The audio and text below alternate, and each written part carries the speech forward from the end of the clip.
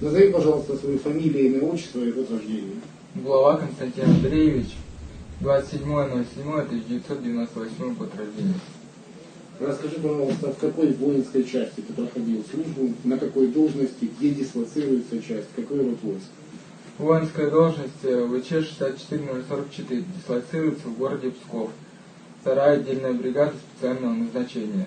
Прохожу службу на должности радист-разведчик. Как долго ты служишь? Ты срочник, контрактник? Я контрактник, в общей сложности я служу 5 лет, но в этой части я служу 1,5.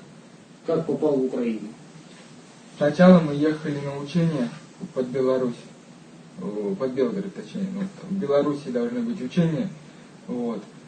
Но потом нам сообщили, пришел приказ, сообщили то, что нужно прорвать оборону в Харьково, ну не в Харьково, а границу.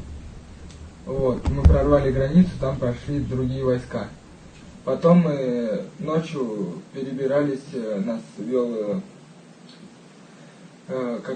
проводник местный, вел, как подойти к Харькову, там якобы в главном здании были террористы, нам нужно было оцепить это здание и вывести оттуда мирных людей, то есть сказали помочь мирному населению там избавиться от террористов. То есть вам сообщили, что в этом здании находятся террористы, которые удерживают в заложниках украинских граждан? Да. Но когда мы приехали в Харьков, там никого не было. Неправда это все. Нас просто начали обстреливать, и мы спрятались в школе.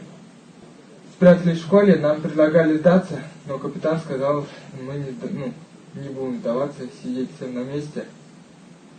Вот. Потом начали школу бомбить. Вот. Капитан нас сам выпрыгнул с окошка и начал убегать. Естественно, он не убежал. Здесь находятся все мирные люди. Здесь наши ракеты убивают детей и жен.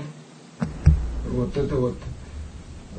Это то, что ты видел в Это то, что я видел в действительности. И никаких террористов и бандеровцев здесь нету.